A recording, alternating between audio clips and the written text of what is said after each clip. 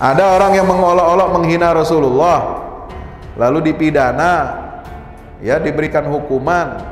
Kalau ya Rasulullah yang diolok, dihina, Rasulullahnya masih hidup, Nabi bisa memberikan maaf. Nabinya sudah nggak ada, Nabinya sudah wafat. Tugas kita menjaga marwah, menjaga kehormatan baginda Rasulullah. Nggak ada maaf, ente jalani hukum. Karena ini mengolok-olok Allah dan Rasulullah SAW. Kalau menghina diri kita, menghina kehormatan kita sendiri pribadi, nggak ada masalah, kita bisa maafkan.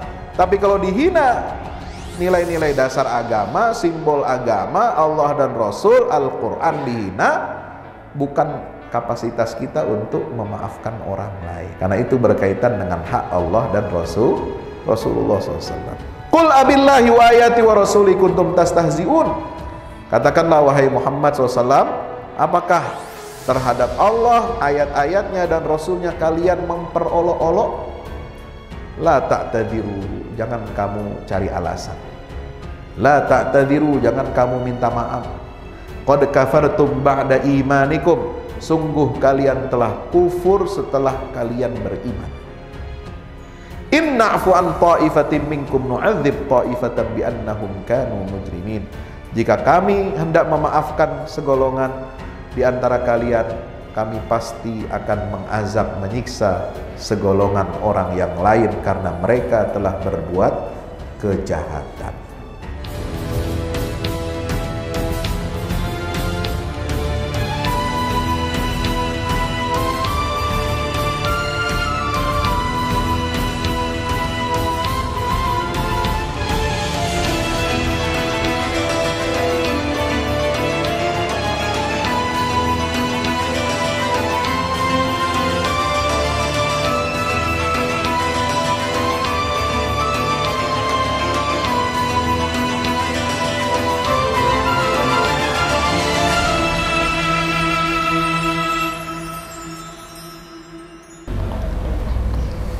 Bismillahirrahmanirrahim. Assalamualaikum warahmatullahi wabarakatuh. Innal hamdalillah nahmaduhu wa nasta'inuhu wa nastaghfiruhu wa nastahdihi wa na'udzu billahi min shururi anfusina wa min sayyiati a'malina. Innahu may yahdihillahu fala mudilla lahu wa may yudlil fala hadiya lahu. Asyhadu an la ilaha illallah wahdahu la syarika lah wa asyhadu anna Muhammadan abdullahi wa rasuluhu la nabiyya wa la rasula ba'dah. Allahumma salli ala Muhammad wa ala alihi wa ashabihi wa man tabi'ahu ila yaumil qiyamah, amma ba'd.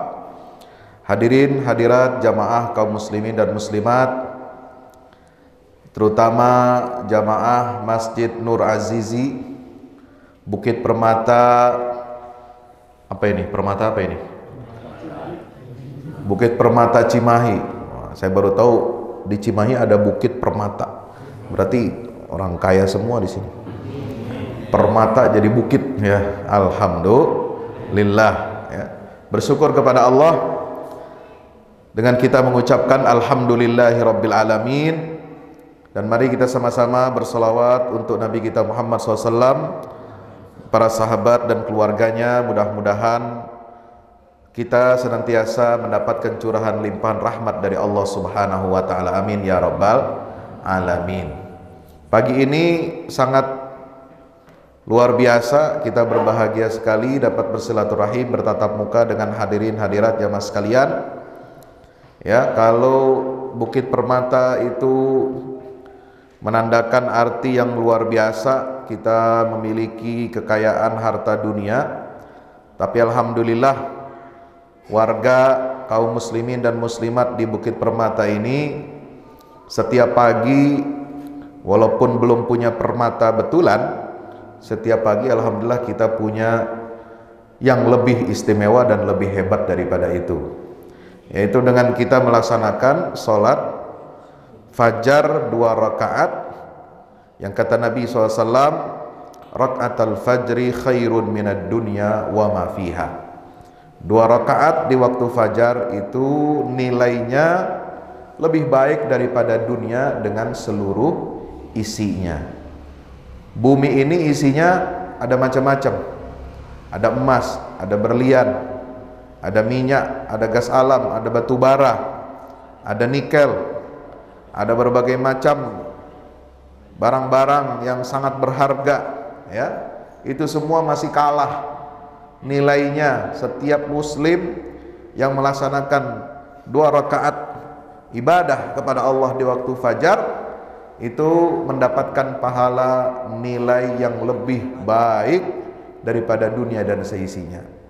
Dan saya melihat di sini wajah-wajah yang luar biasa, bukan hanya bapak-bapak dan ibu-ibu, tapi juga banyak sekali anak-anak mudanya, remaja-remajanya. Alhamdulillah, mudah-mudahan kita dapat senantiasa terus mendorong anak-anak kita, keluarga kita, pemuda-pemuda kita untuk senantiasa dekat dengan masjid, insya Allah. Dan ini menandakan bahwa luar biasa, Nabi SAW bersabda, Basyiril masya'ina fiz zulam bin nurit tam yaumal qiyamah.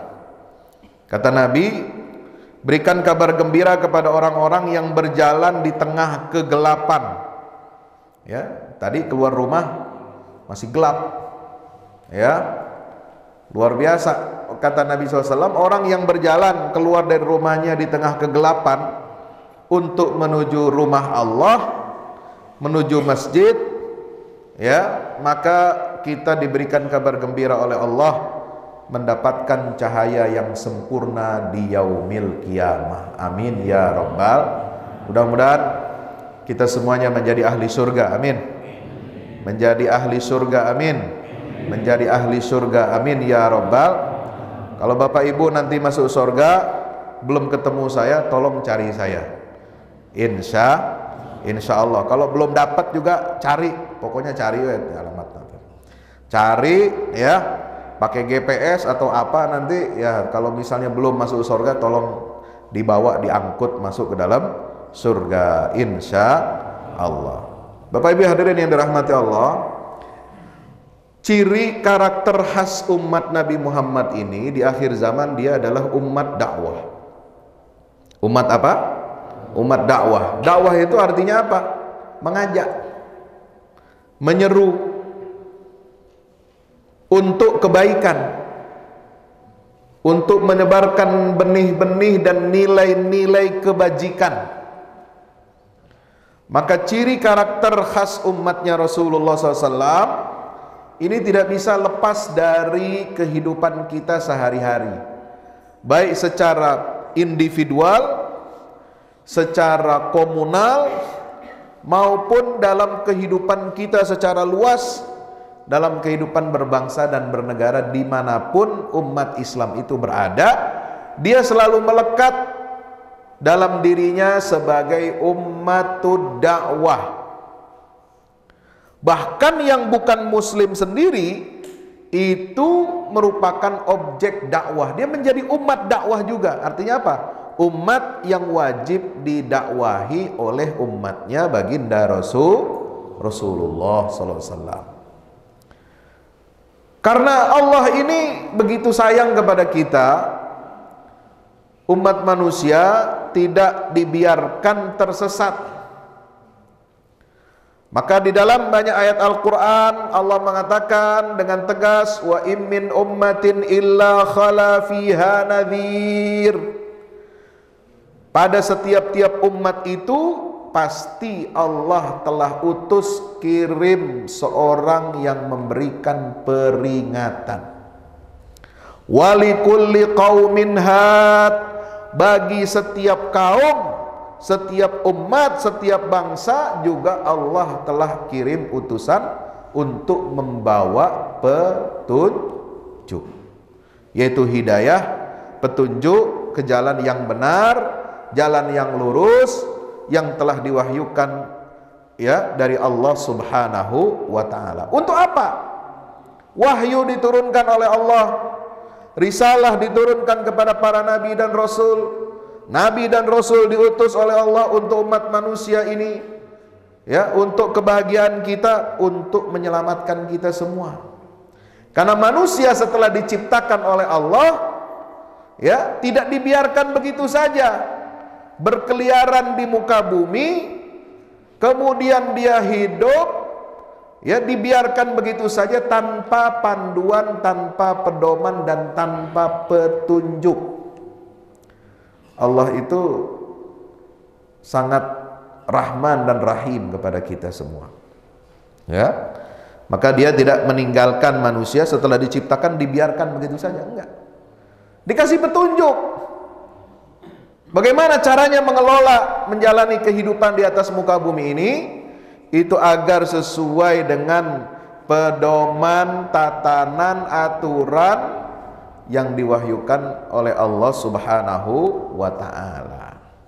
Bapak yang dirahmati Allah, maka dakwah ini adalah aset yang paling berharga yang kita miliki, insya Allah. Ini aset yang sangat luar biasa, dakwah ini, ya.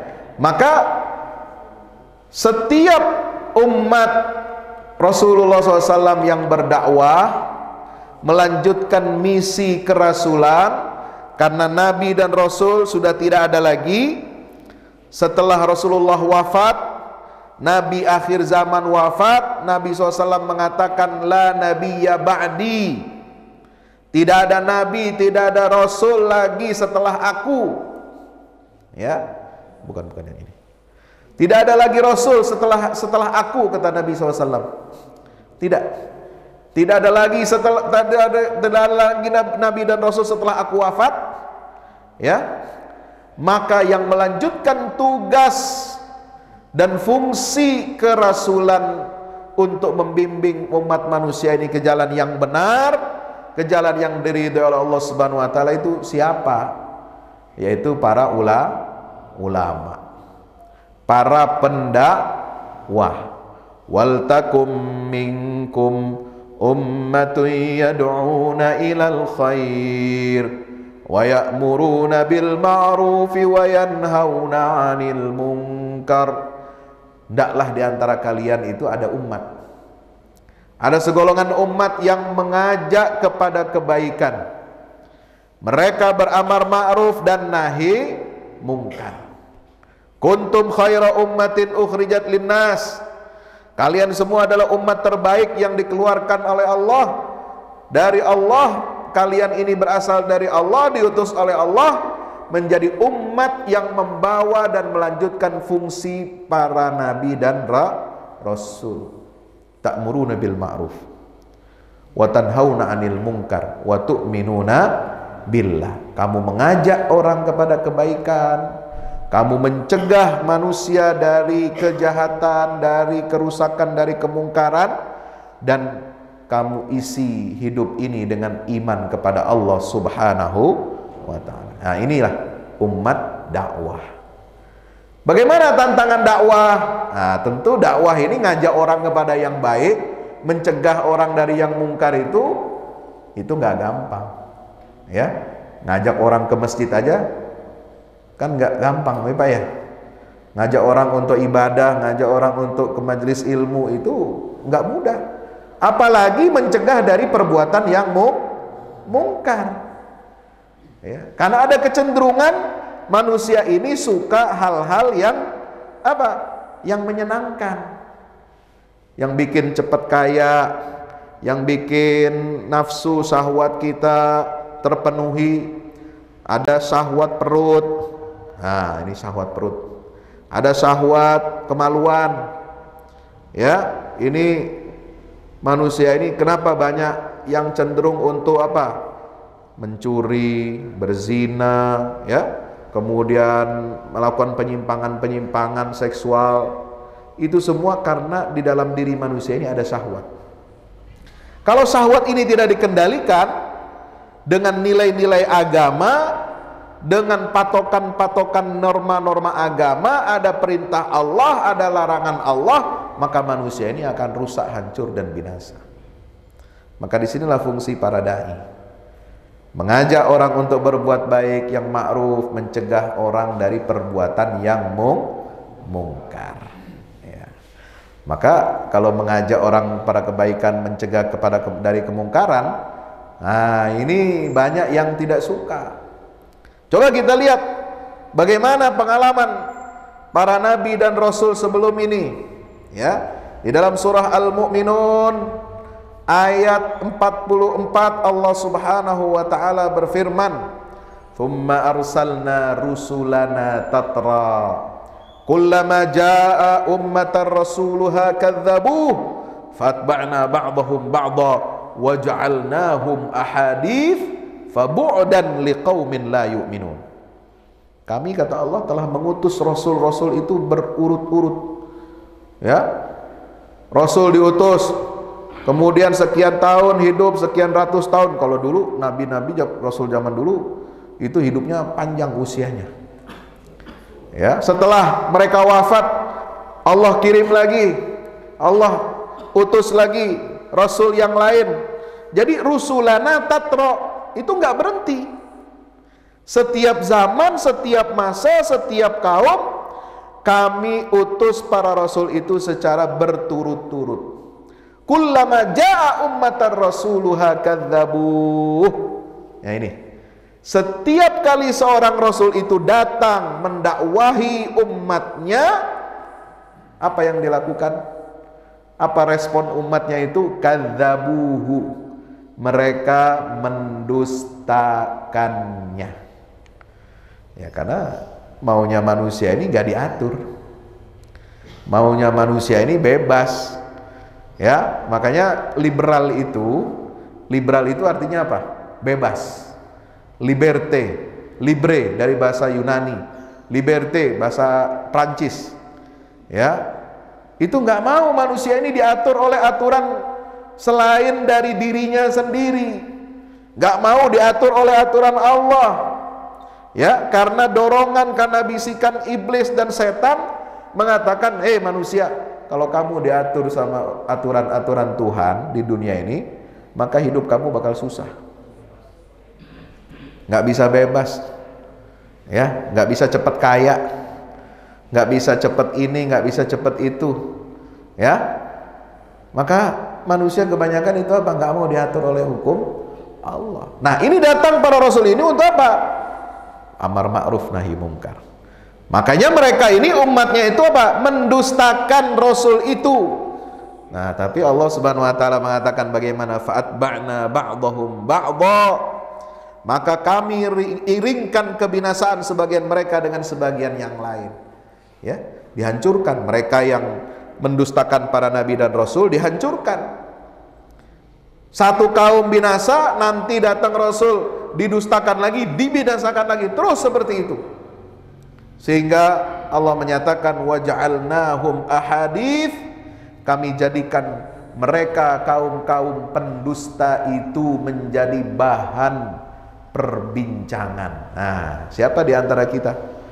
Kalau kita baca Quran, ya, kita akan dapati kisah umat Nabi Nuh, umat Nabi Hud, umat Nabi Saleh, umat Nabi Shu'aib, umat Nabi Lut, ya, umatnya Nabi Musa, umatnya siapa? Mereka ini semua dibinasakan oleh Allah Subhanahu wa taala. Jadi perbincangan. Ya, fabu'dan liqaumin la yu'minun, maka kebinasaanlah bagi kaum yang tidak beriman kepada Allah taala. Yang kedua, surat Ghafir ayat 5. Allah Subhanahu wa taala berfirman, kadzabat qablahum qaum Nuhin wal ahzabu min ba'dihim. Ya, sebelum Rasul ini datang, sebelum mereka ini datang, dahulu ada Nabi Nuh.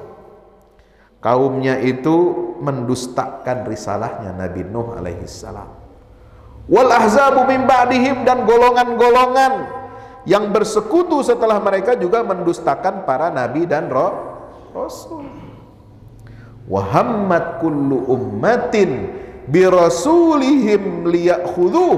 Nah, ini lihat, setiap umat, kaum yang didatangi oleh nabi dan rasul itu merencanakan, ya, tipu daya terhadap rasul mereka.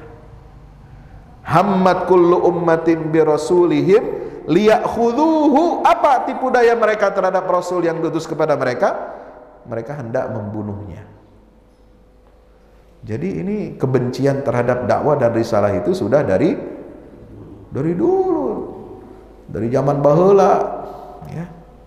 Nggak suka itu kepada nabi saja begitu, apalagi kepada yang bukan nabi dan rasul, kepada ulama, kepada pendakwah, kepada ustadz, kepada mubalik, kepada kiai, yaitu resikonya harus siap-siap. Jadi kiai, jadi ulama itu nggak enak, Pak. Berat tanggungannya di dunia dan akhirat. Berat tantangannya. Jangan dikira jadi kiai, jadi ustadz itu enak. Enggak. Ini resikonya seperti ini. Wa hammat kullu ummatin bi rasulihim liya'khudhu wa jadalu bil batil. Mereka membantah kaum itu dengan alasan yang batil untuk melenyapkan kebenaran. Liyudhidu bihil haq. Nah, ini ayat. Sebenarnya dua ayat ini, Al-Mu'minun 44, Ghafir ayat 5, ini menggambarkan bagaimana setiap zaman, setiap periode itu terjadi Islamofobia. Apa? Islamofobia. Ketakutan terhadap Islam. Kebencian terhadap Islam. Karena apa? Agama yang dibawa oleh seluruh nabi dan rasul itu satu, yaitu Islam. Ketika Allah menggambarkan di dua ayat ini bagaimana setiap umat yang didakwa itu mendustakan rasul atau nabinya yang diutus oleh Allah, ya, bahkan mereka hendak membunuh rasul itu, tidak cukup mereka juga bersilat lidah, mereka membantah kebenaran itu. Untuk apa? Melenyapkan, membantah itu dengan alasan yang batil untuk melenyapkan kebenaran. Nah ini. Jadi di sini sudah jelas, wajadalu bil batil liyudhidu bihil haq. Mereka membantah dakwah ini dengan alasan-alasan yang batil. Untuk apa? Melenyapkan kebenaran. Nah, ini yang disebut dengan selalu ada konflik antara yang hak dengan yang batil. Ya, jadi dalam dakwah itu seperti itu. Maka kalau kita umat Rasulullah, umat yang komitmen dengan dakwah, ya, senantiasa mengajak kepada yang ma'ruf, mencegah dari perbuatan yang mungkar, ini pasti akan menghadapi hal-hal semacam ini. Pasti akan menghadapi kebencian terhadap Islam, kebencian terhadap dakwah, ya. Mereka hendak menghalang-halangi manusia dari jalan Allah. Bahkan ada satu ayat di dalam Quran, Pak.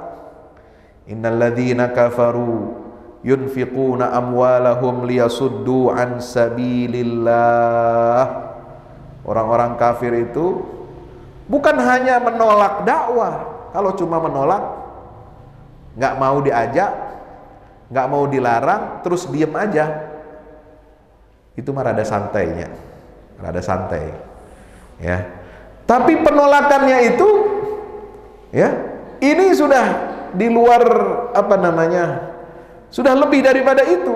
Menolaknya itu betul-betul ingin melenyapkan yang hak, sehingga rasulnya harus dibunuh, risalahnya harus diamputasi, ya. Mereka berdebat dengan alasan-alasan yang batil untuk melenyapkan yang hak, ya. Dan mereka menanamkan kebencian itu dengan apa? Dengan didukung dana yang besar. Apa? Ayat tadi mengatakan orang-orang kafir mereka berinfak, ya. Jadi yang berinfak bukan cuma orang Islam. Yang berinfak bukan cuma orang beriman. Yang berinfak bukan cuma ada di kenceleng masjid-masjid, ya. Ternyata orang kafir itu disebut dalam Al-Quran dengan bahasa yunfiquna amwalahum. Mereka menafkahkan hartanya, bukan min amwalihim, ya. Bukan sebagian hartanya, tapi hartanya itu hampir semua dinafkahkan, diinfakkan. Kalau istilah zakat, infak dalam Quran untuk orang beriman itu biasanya pakai min, sebagian, ya kan?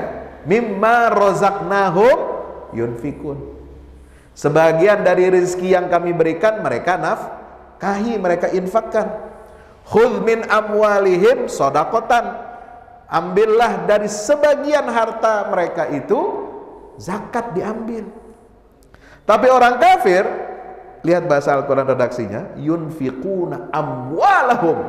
Mereka jor-joran menafkahkan, menginfakkan seluruh hartanya. Beda ya. Liyasuddu an sabilillah.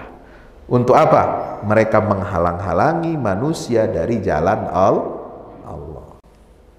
Fasayunfiqunaha. Nah, kata Allah, kan baik. Ya, silahkan. Mereka menafkahkan hartanya semua untuk menghalangi manusia dari jalan Allah. Ya, kalau orang kafir menginfakkan hartanya buat apa? Menghalangi dakwah. Ya, di mana-mana ada kampung dikristenisasi.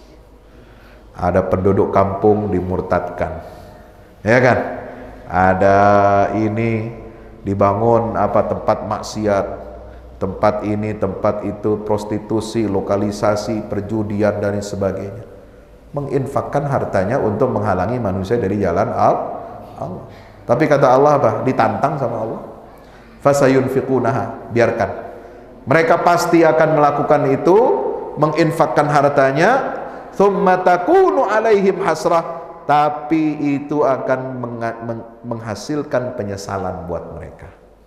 Tsumma yughlabun, bukan cuma menyesal mereka nanti. Kenapa? Karena gagal, tapi mereka juga akan dikalahkan. Coba, udah keluar duit banyak, eleh. Kayak orang main judi, ya, udah judi keluar banyak, wah, tapi eleh judina. Kumaha rasana?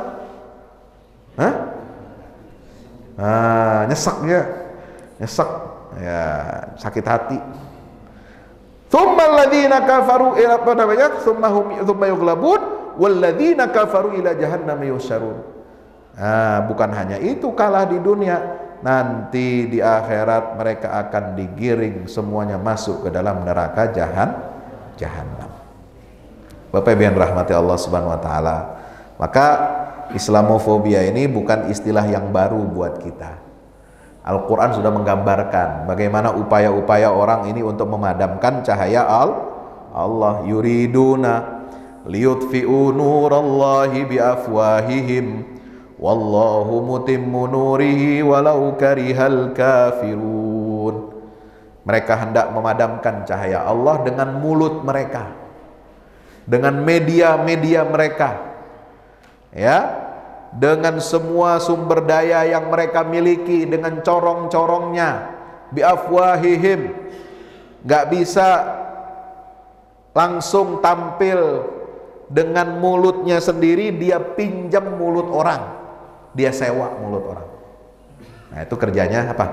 Buzzer. Ya, ini yang anti terhadap Islam, yang anti terhadap dakwah, yang benci kepada ulama, dia nggak berani tampil langsung sendiri. Ya, biasanya yang punya duit itu mana ada dia turun langsung begitu, ngomong di TV, nggak ada. Dia mah di belakang layar. Nah, suruh orang, dibayar, dikasih duit, suruh ente ngomong di depan situ, depan TV, depan media. Nah, menghina, mengolok-olok Islam, mengolok-olok ajaran Islam, menuduh Islam itu, bilang Islam agama arogan, Islam agama teroris, ya. Kemudian apa lagi? Suara azan diolok-olok, ya, macam-macam, ya. Nauzubillah min dzalik. Dibilang pesantren ini terafiliasi jaringan teroris, masjid harus dipetakkan karena untuk mencegah paham radikal. Coba bayangkan, Ini terjadi di negeri yang mayoritas beragama Islam. Nah, masjid itu terbuka untuk siapa saja, orang mau sholat boleh. Ya. Orang mau datang ke masjid siapa saja, kita nggak tanya, kamu ini siapa, asalnya dari mana, ya, kamu ini koruptor atau teroris atau apa, nggak ada DKM tanya kan. Semua orang bisa sholat di masjid. Orang baru mabok pulang judi pun kalau mau datang ke masjid mau sholat, apa boleh kita cegah? Nggak boleh kita cegah. Koruptor, mau koruptor bansos, koruptor apa lagi, macam-macam, pernah nggak sholat di masjid? Pernah, minimal Jumatan. Kalau nggak sholat hari raya, ya kan? Apa lalu kemudian kita bilang ini masjid memproduksi koruptor? Kan nggak bisa gitu. Ada 1-2 orang oknum pernah ngebom, ikut gerakan teroris radikal, setelah itu dia datang ke masjid sholat. Ya, namanya orang yang semangat beragama pasti dia taat sama agama, pasti sholat ke masjid. Terus apa berani kita bilang ini masjid sarang teroris? Nggak bisa, karena masjid tidak mengajarkan itu. Masjid tidak mengajarkan jamaahnya untuk korupsi, masjid tidak mengajarkan jamaahnya untuk berbuat maksiat, masjid tidak mengajarkan jamaahnya untuk berbuat kekerasan atas nama agama. Lah kalau dibilang ini pemetaan radikal, yang benar aja ente. Ya. Nggak bisa begitu. Itu oknum, itu masing-masing individu dia bertanggung jawab. Kalau dia melanggar hukum, dia harus tanggung jawab sendiri. Jangan bawa-bawa masjid, jangan bawa-bawa pesantren. Apalagi bawa-bawa ajaran Islam. Sekarang kita tanya, kalau ada orang yang melakukan aksi pengeboman, melakukan aksi kekerasan atas nama agama, lalu sudah pasti dituding ini adalah pelakunya muslim, apakah kita pernah bertanya kepada koruptor, lalu memberikan label kepada koruptor, maling duit rakyat? Ente dari partai apa? Agama Anda apa? Apakah kita bilang agama ini adalah agama koruptor? Apakah kita bilang partai itu adalah partai sarang koruptor? Ada? Tidak ada. Ya, maka itu kita harus objektif. Ya, kita mengingatkan seperti ini tegas, ya, untuk kebaikan kita semua, untuk kebaikan kemaslahatan bersama. Jadi dalam kehidupan berbangsa dan bernegara kita, apalagi umat Islam mayoritas di negeri ini, itu harus, ya, menampilkan rasa keadilan. Karena kalau umat yang mayoritas di negeri ini tidak mendapatkan keadilan sesuai dengan porsi dan haknya yang mesti diterima, negara ini akan bubar. Ya, jangan coba-coba, ya, jangan coba mengusik umat Islam, jangan mengusik, mengolok-olok ajaran Islam. Ya, ini resikonya sangat besar. Jangan coba-coba bermain dengan api, saudara. Maka itu kita mengingatkan, ya, agar umat Islam ini waspada. Ya, Islamofobia hanya bisa kita jawab dengan aksi nyata bahwa umat Islam ini adalah umat yang membawa misi risalah rahmatan lil alamin. Kita buktikan bahwa umat Islam yang taat patuh kepada ajaran agama bukan teroris, bukan radikalis, bukan intoleran. Ya. Banyak contohnya. Rasulullah dan para sahabat itu kurang apa? Taatnya kepada Allah dan Rasul. Ya. Apa mereka bisa kita sebut teroris? Bisa kita sebut radikal? Nggak bisa. Ya. Sultan siapa yang membebaskan Yerusalem? Salahuddin al-Ayyubi, itu orang taat agama. orang soleh, orang bertakwa, orang alim, orang berilmu. Ya. Dia memperlakukan musuhnya itu dengan adil. Musuhnya sakit, ya, sakit parah, dia justru menyamar datang jadi tabib, jadi dokter, bawain obat buat musuhnya, coba diobati.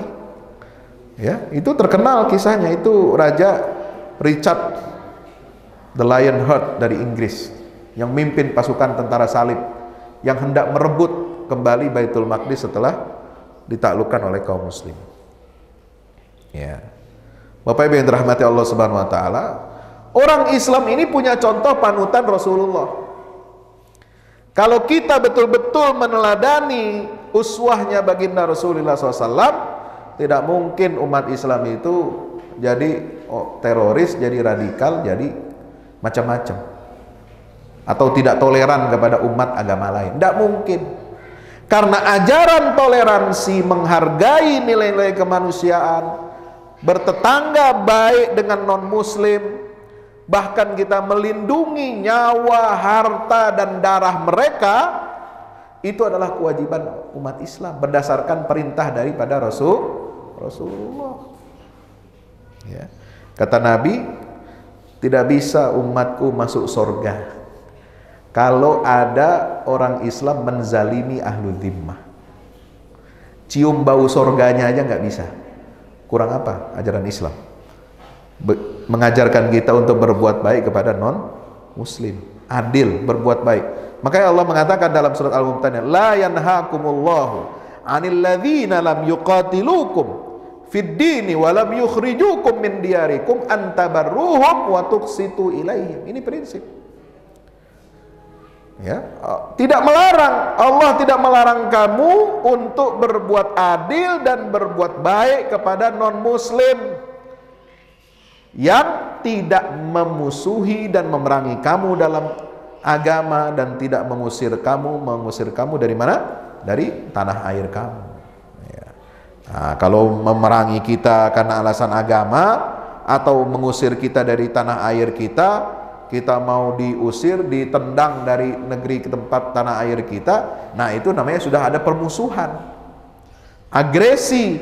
Nah, kalau ada permusuhan, agresi dari orang non-Islam kepada umat Islam seperti itu, maka di situ ada kewajiban untuk berjihad fi sabilillah, untuk bela diri, supaya tidak apa? Qatiluhum hatta la takuna fitnatun wa yakuna ad-dinu lillah. Kalau mereka memerangi kalian, wahai umat Islam, perangi mereka balik sehingga tidak ada fitnah. La takuna fitnatun wa yakuna ad-dinu lillah, dan agama itu semuanya adalah kembali untuk Allah Subhanahu wa taala. Nah, Bapak Ibu yang dirahmati Allah Subhanahu wa taala, jadi pada kesempatan pagi hari yang berbahagia ini, ya, kami mengingatkan kepada kita semuanya untuk kita senantiasa berhusnuzon kepada Allah Subhanahu wa taala, karena apa yang kita alami, peristiwa-peristiwa yang dialami oleh kaum muslim ini semua tidak lepas dari, ya, kehendak, ilmu, dan izin Allah. Kenapa umat Islam di sini dijajah? Kenapa umat Islam di sini ditekan, ditindas? Kenapa umat Islam di sini walaupun mayoritas, ya, tapi sering disudutkan, sering dipojokkan?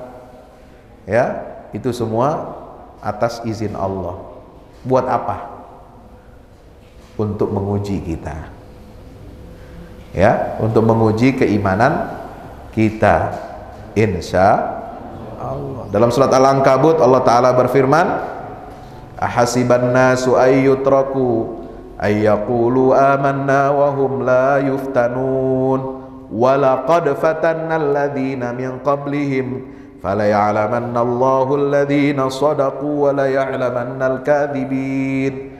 Ya, surat Al-Ankabut ayat 2 dan 3 Allah berfirman, apakah manusia itu mengira bahwa kami akan membiarkan mereka mengatakan beriman tapi mereka tidak mendapatkan ujian, fitnah dalam keimanannya. Nah, itu Allah sudah mengatakan. Jadi setiap orang yang mengatakan diri beriman pasti ada ujiannya, ada fitnahnya. Buat apa? Fitnah ujian dalam keimanan untuk semakin menguatkan keimanan kita. Walaqad fatanna alladziina min qablihim. Kata Allah, kami telah menguji umat-umat sebelum mereka itu. Fala ya'lamannallahu alladziina shadaqu wa la ya'lamannal kadzibin. Maka dengan fitnah ujian itu Allah menyeleksi, memilah mana orang yang imannya benar dan mana orang yang imannya dusta. Jadi ini alat saring, ya. Allah lagi menyaring umat Islam ini. Mana yang baik, kualitasnya dipertahankan, mana yang busuk dibuang. Yang imannya benar itulah al-mu'minuna as-sadiqun. Yang imannya dusta itulah al-munafiqun. Maka akan nampak ketika ada ujian, ada fitnah, mana orang beriman yang benar, mana yang munafik. Kalau mau tahu ciri orang munafik, nah di sini. Bapak Ibu yang dirahmati Allah Subhanahu wa taala, dalam Al-Qur'an banyak sekali ciri-ciri orang munafik, ya, di dalam Al-Qur'an. Semalam sudah saya sampaikan, saya bahas, ya. Luar biasa rincian yang ada dalam Al-Qur'an. Ciri sifat-sifat dari ciri kaum munafik ini, ya, yang mereka itu ternyata memusuhi Islam dari dalam. Kalau orang kafir membenci, memusuhi Islam dari luar, mudah kita lihat, bisa kita identifikasi, bisa kita petakan. Tapi kalau yang dari dalam ini sulit. Tampilannya Islam, namanya Islam, identitasnya Islam, tapi kerjanya mengolok-olok agama Allah. Qul abillahi wa ayatihi tastahzi'un. Dalam surat At-Taubah ada kebiasaan mereka untuk mengolok-olok dan mengejek ayat-ayat Allah Subhanahu wa taala. Ini surat At-Taubah ayat 65. Wala in sa'altahum la yaqulunna innama kunna nakhudu wa nal'ab. Kalau kamu bertanya kepada mereka, kenapa kamu mengolok-olok Islam, mengolok-olok Rasulullah, mengolok-olok para sahabat, orang-orang beriman yang benar, innama kunna nakhudu wa nal'ab. Mereka menjawab, kami hanya main-main saja. Ya, kami hanya main-main saja. Ya, gampang lah, ntar bisa minta maaf. Kalau dituntut laporan ke polisi, gampang minta maaf. Nah, nanti dibilangnya umat Islam kalau terus memperkarakan, wah, umat Islam ini tidak pemaaf. Ya, padahal yang bikin masalah dia. Kok kita yang jadi salah, nggak mau memaafkan? Ya, aneh bin ajaib gitu. Ya. Ada orang yang mengolok-olok menghina Rasulullah, lalu dipidana, ya, diberikan hukuman, ya. Kalau Rasulullah yang diolok, dihina, Rasulullahnya masih hidup, Nabi bisa memberikan maaf. Nabinya sudah nggak ada, Nabinya sudah wafat. Tugas kita menjaga marwah, menjaga kehormatan baginda Rasulullah. Nggak ada maaf, ente jalani hukum, ya. Karena ini mengolok-olok Allah dan Rasulullah SAW.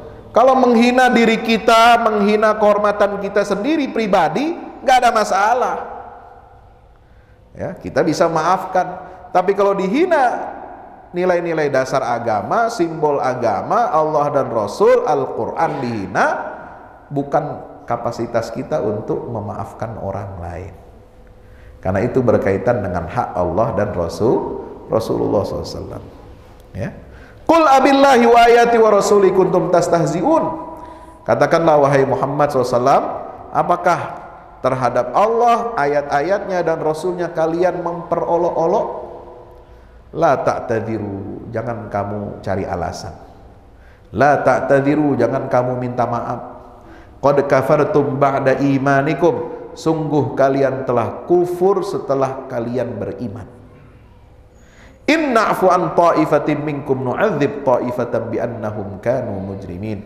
Jika kami hendak memaafkan segolongan di antara kalian, kami pasti akan mengazab, menyiksa segolongan orang yang lain karena mereka telah berbuat kejahatan. Bapak Ibu hadirin dirahmati Allah Subhanahu wa taala, maka di dalam Al-Qur'an Allah turunkan surat An-Nisa, surat Al-Hasyr, surat Al-Munafikun, surat At-Taubah, supaya kita hati-hati dan waspada kepada kaum munafikun. Kaum munafikun ini jadi corong orang-orang kafir untuk melemahkan umat Islam, untuk menistakan ajaran Islam. Maka ini sikap kita kepada kaum munafikin, mengikuti teladan baginda Rasulullah SAW ini tegas, tetapi tidak boleh kita kebablasan. Nah ini, jadi Rasulullah itu siasatnya kepada orang munafik tegas. Kita membedakan diri dengan orang munafik, tapi mereka tetap di dunia ini diperlakukan sebagai muslim. Kenapa? Karena dia bersahadat. Nah ini memang repotnya begini, kalau orang kafir kan udah jelas bersahadat. Kalau orang munafik dia masih ada syahadatnya, tapi dalam hatinya itu sudah kekufuran. Tapi kita diperintahkan oleh Rasulullah tetap menjaga mereka itu diperlakukan sebagai seorang muslim. Ini hebatnya Islam. Bahkan kepada orang yang memusuhi Islam dari orang Islam itu sendiri, kita harus menjaga soliditas persatuan umat Islam. Makanya kalau ada orang munafik di tengah-tengah umat Islam, mestinya kita yang malu. Malu sama orang kafir. Kenapa di antara kita umat Islam ini kok ada yang seperti itu? Yang bisa dimanfaatkan oleh mereka, yang bisa dipinjam mulutnya untuk menjelek-jelekkan agama kita. Nah ini mesti kita malu. Apa yang salah? Maka itu harus kita dakwahi. Dakwah bukan hanya kepada orang kafir, dakwah bukan hanya kepada orang-orang yang tersesat dalam kemaksiatan, mengajak dia kepada yang baik, mencegah dari yang mungkar, tapi dakwah juga kita harus tujukan kepada orang-orang munafik. Karena ini barisan Islam. Dia ada di tengah-tengah kita. Loh, Abdullah bin Ubay bin Salul itu pemimpin munafik, itu sholat, Pak. Sholatnya paling awal datang, ngaji, pinter baca Quran, tapi hatinya mendendam, hatinya tidak suka kepada Rasulullah, hatinya kelakuannya di depan Nabi dengan di belakang Rasulullah berbeda. Nah ini, maka itu kita harus berhati-hati menjaga soliditas barisan kaum muslimin. Hanya dengan persatuan umat Islam inilah insya Allah kita akan selamat, dan kunci keselamatan kita kata Allah Subhanahu wa taala di dalam Al-Qur'an kepada Nabi SAW. Saya ingin mengutip dari surah Al-Hijr ayat 98, 97, 98, 99. Walaqad na'lamu annaka yadhiqu sadruka bima yaqulun. Sungguh wahai Muhammad, kami benar-benar mengetahui bahwa dadamu itu menjadi sempit. Kenapa? Karena ucapan lontaran-lontaran mereka, orang kafir dan orang munafik. Nabi aja hatinya jadi sempit, dadanya jadi sempit, jadi gelisah, jadi sedih. Mendengar ada ungkapan-ungkapan Islamofobia kepada umat Rasulullah, Rasulullah itu sedih. Walaupun Nabi sudah wafat 1400 lebih tahun yang lalu, tapi beliau tahu keadaan umatnya sekarang. Karena dalam satu hadis, tu'radu ilayya a'malukum, amal kamu umatku sampai hari kiamat itu akan terus dilaporkan kepadaku. kejadian apa, begini. Kalau kalian berbuat baik, aku senang. Tapi kalau ada keburukan menimpa kalian, aku juga sedih. Itu ada. Jadi Nabi tahu, terus dilaporin sama malaikat di alam kuburnya, di alam barzahnya. Ya, ada report. Kalau organisasi bikin laporan tahunan, ya itu ada annual report. Kondisi umat Rasulullah bagaimana tahun ini, ya itu selalu dilaporkan oleh malaikat kepada baginda Rasulullah SAW. Jadi kalau apa yang menimpa kita ini menyedihkan kita, itu Rasulullah juga sedih. Kenapa? Laqad ja'akum rasulun min anfusikum azizun 'alaihi ma anittum harisun 'alaikum bil mu'minina raufur rahim. Rasulullah itu saking cintanya kepada umatnya, bahkan cinta Nabi kepada umatnya itu kebawa sampai setelah mati. Itu azizun 'alaihi ma anittum. Kalau kalian umat Rasulullah itu sulit, itu Nabi merasakan kepedihannya. Nah itu ya. Jadi Bapak Ibu rahmati Allah, ya kita berkaca kepada firman Allah itu, kalau dada Nabi merasa sulit, merasa gundah, sedih, apa solusinya dari Allah? Fasabbih bihamdi rabbika wa kun minas sajidin wa'bud rabbaka hatta ya'tiyakal. Hadapi Islamofobia itu dengan hati yang tenang, dengan banyak bertasbih kepada Rabbmu, banyak memuji Allah, banyak bersujud kepada Allah. Tidak usah kamu hiraukan hiruk pikuk, ya, yang orang-orang yang mengolok-olok kalian, mengolok-olok ajaran Islam. Serahkan urusan mereka itu kepada Allah. Allah tidak tidur, Allah tidak lalai, ya. Allah itu wa mallahu bighafilin amma ya'malun. Allah tidak lalai, ya. Allah tahu semua ini. Nah, serahkan semua itu kepada Allah, Allah yang akan menindak. Tugas kita adalah fasabbih bihamdi rabbika wa kum minas sajidin. Perbanyak tasbih kepada Allah, perbanyak sujud kepada Allah seperti yang kita lakukan tadi salat subuh. Wa'bud rabbaka hatta yatiyakal yaqin. Dan sembahlah Tuhanmu, ibadahlah kamu kepada Allah sampai ajal datang menjemput kita. Insya wala tamutunna illa wa antum muslimun. Sebab kalau kita mau lawan Islamofobia dengan uang kita, nggak sanggup.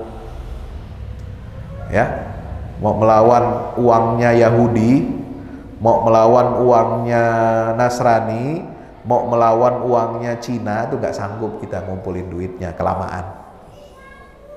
Ya, mau renovasi masjid aja lama, belum kumpul-kumpul duitnya. Ya, gimana mau melawan Islamofobia? Mau ngelawan militer Amerika, Cina, Rusia, Uni Eropa begitu, kelamaan. Allah yang punya urusan itu. Tugas kita apa? Kuatkan hubungan kita dengan Allah agar Allah berikan pertolongannya kepada kita. Nah itu prinsip, ya. Insya kalau kita sudah melangkah, Allah akan sempurnakan langkah kita. Makanya dalam Al-Quran mengatakan, wa ma romaita idh romaita walakinnallaha roma.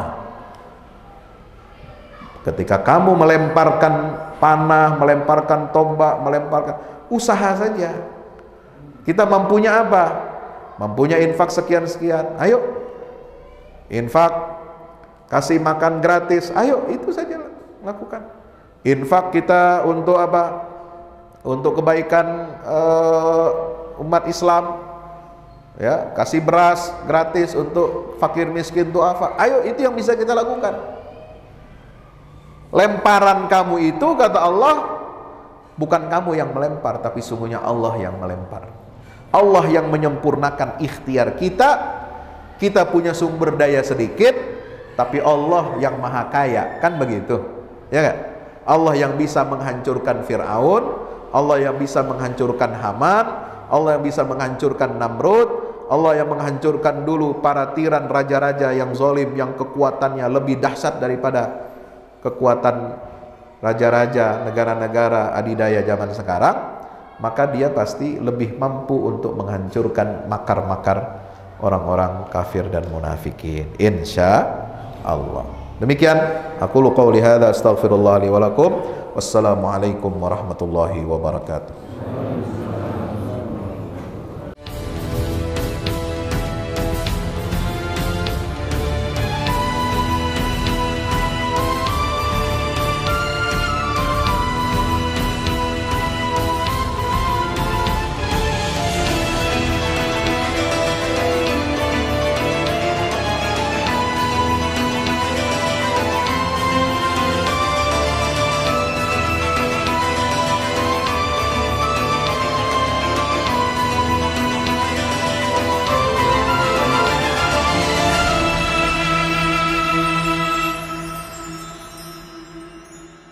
Assalamualaikum warahmatullahi wabarakatuh. Alhamdulillah kita udah selesai pengecoran rooftop ya.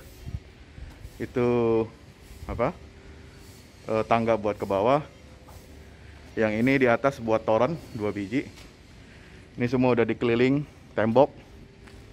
Ya, ini untuk lantai paling atas buat futsal, buat jemuran, buat apa, tanaman hidroponik juga ntar insya Allah ya. Terus support ya teman-teman.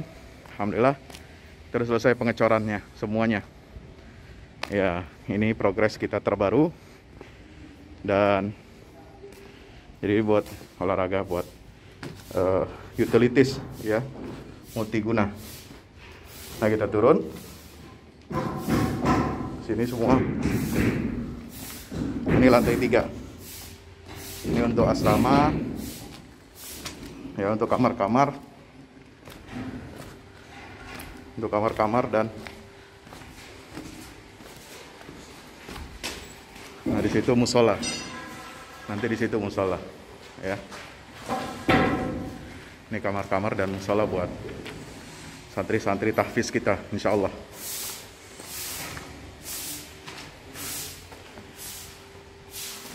Nah, ini lantai 2 kita turun.